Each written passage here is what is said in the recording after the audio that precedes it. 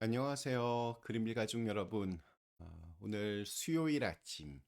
네, 오늘도 이렇게 주님의 말씀과 함께 또 오늘 하루를 시작하는 모든 분들에게 이렇게 활짝 열려 있는 구원의 길에 당당하게 그 길을 걸어가실 수 있기를 간절히 기원합니다.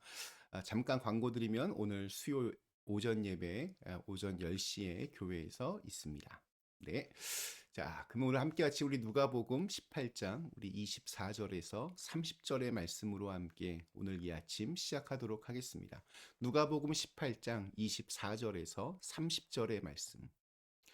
예수께서 그를 보시고 이르시되 재물이 있는 자는 하나님의 나라에 들어가기가 얼마나 어려운지 낙타가 바늘귀로 들어가는 것이 부자가 하나님의 나라에 들어가는 것보다 쉬우니라 하시니 듣는 자들이 이르되 그런즉 누가 구원을 얻을 수 있나이까 이르시되 무릇 사람이 할 수 없는 것을 하나님은 하실 수 있느니라. 베드로가 여짜오되 보옵소서 우리가 우리의 것을 다 버리고 주를 따랐나이다.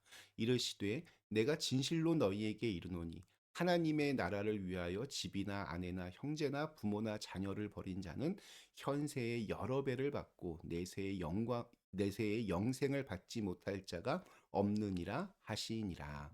아멘.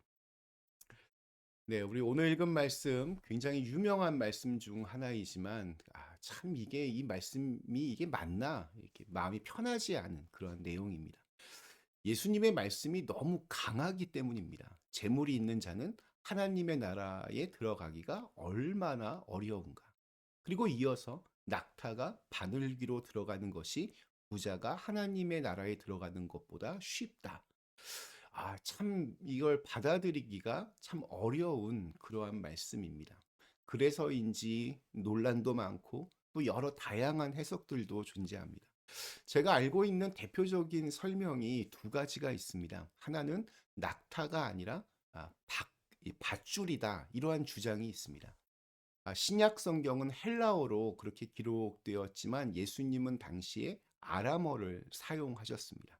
아람어로 낙타는 갈마이고 또 밧줄은 감나입니다. 갈마, 감나. 이게 발음이 굉장히 비슷합니다. 그러니까 예수님은 밧줄이라고 말씀하셨는데 그것을 들은 사람들이 낙타로 잘못 이해했다는 그러한 해석입니다. 또 하나는 바늘귀에 대한 해석입니다. 여기서 바늘귀는 실제 바늘 그 작은 구멍, 그 바늘귀가 아니라 예루살렘 성전의 작은 문을 가리킨다는 주장입니다. 예루살렘에는 여러 성문들이 있었고 그 중에 자파문이라고 하는 성문이 있습니다. 이 문은 해가 지면 이렇게 닫혔고 해가 뜰 때 다시 열렸다고 전해집니다. 한밤중에 나그네가 오면 성문은 열리지 않았고 성문 옆에 마련된 그 작은 문을 통해서 드나들게 했다는 이야기입니다. 짐이 많은 사람은 낙타에서 짐을 내려놓고 몸을 이렇게 낮추어야 겨우 통과했다고 합니다. 그래서 이 바늘귀는 이 작은 문을 가리킨다는 그러한 해석입니다. 이러한 해석들은 오래전부터 전해져 왔습니다. 그래서 오늘날에도 이러한 해석들을 자연스럽게 받아들이는 사람들도 많이 있습니다. 유튜브에서도 무슨 대단한 발견과 뭐 해석인 것처럼 그렇게 주장하는 영상을 저도 몇 번 본 적이 있습니다. 그러나 이러한 해석들은 분명한 역사적인 근거를 가지고 있지는 않습니다. 저는 오히려 좀 다른 질문을 던져야 한다라고 생각합니다. 왜 사람들은 이렇게까지 이 말씀을 이렇게 완화하려고 했을까요? 그 이유는 분명합니다. 낙타가 바늘귀를 통과하는 것은 100% 불가능하기 때문입니다. 그러니까 이 비유를 그대로 받아들일 경우에 부자는 하나님 나라에 절대로 들어갈 수 없다는 결론에 이르게 됩니다. 이는 부자들에게는 청천벽력과 같은 말씀이 됩니다. 그래서 사람들은 조금이라도 가능성이 남는 해석을 찾으려고 그렇게 애썼던 것이 아니었을까, 그렇게 생각이 듭니다. 자, 그렇다면 예수님께서 이 말씀을 하신 의도는 무엇이었을까요? 예수님이 부자들을 일괄적으로 다 부정하셨다라고 보기는 어렵습니다.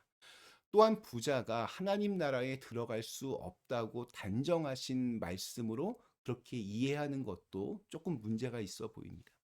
하나님 나라는 오직 믿음으로 들어가는 나라입니다. 이것이 우리의 고백입니다.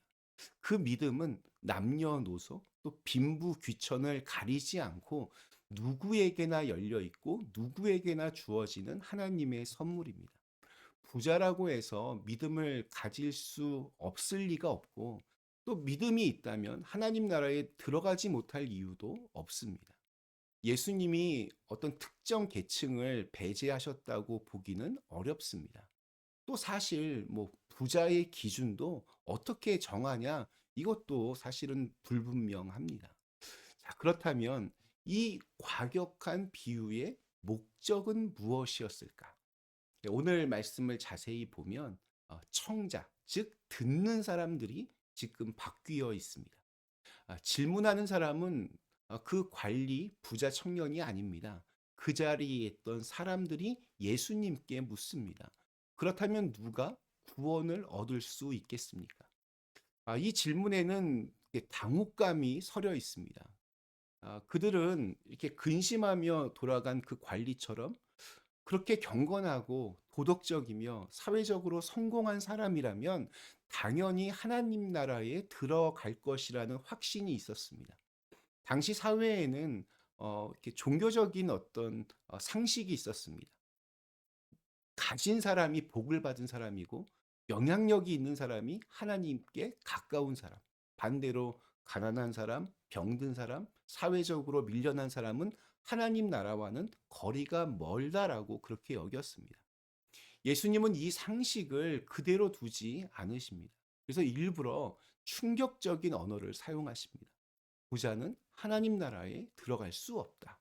이 선언은 어떤 경제적인 상태에 대한 평가가 아니라 사람들이 만들어 놓은 어떤 종교적인 질서에 대한 도전입니다. 하나님 나라는 인간이 세워놓은 자격, 기준 위에 세워진 나라가 아니라는 것을 분명히 하시기 위한 그러한 말씀입니다. 그 근거가 27절에 나옵니다. 사람이 할 수 없는 것을 하나님은 하실 수 있느니라. 구원은 인간이 어떤 뭔가 성취한 그 결과가 아니라는 선언입니다.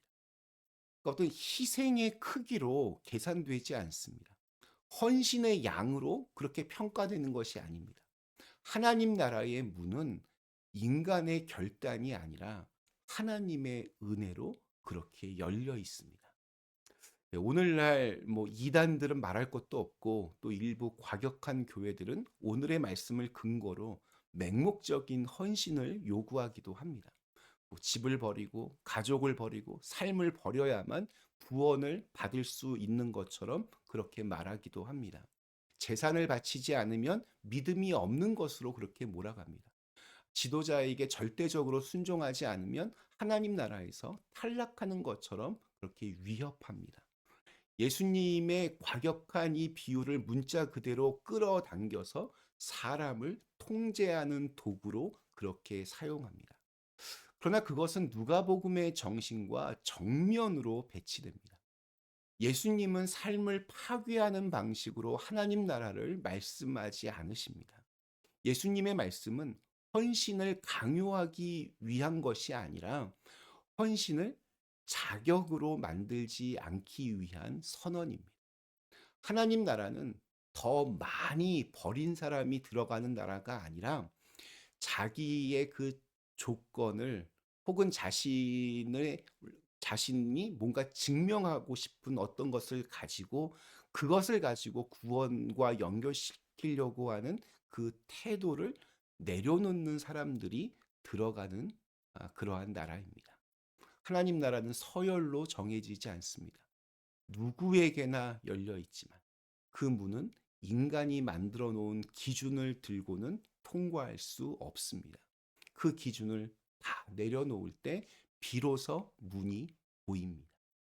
지금 우리의 신앙은 무엇을 중심에 두고 있는지, 그것이 우리를 자유롭게 하는지 아니면 새로운 구속과 속박을 만들어내고 있는지를 오늘 말씀은 묻고 있는 것 같습니다.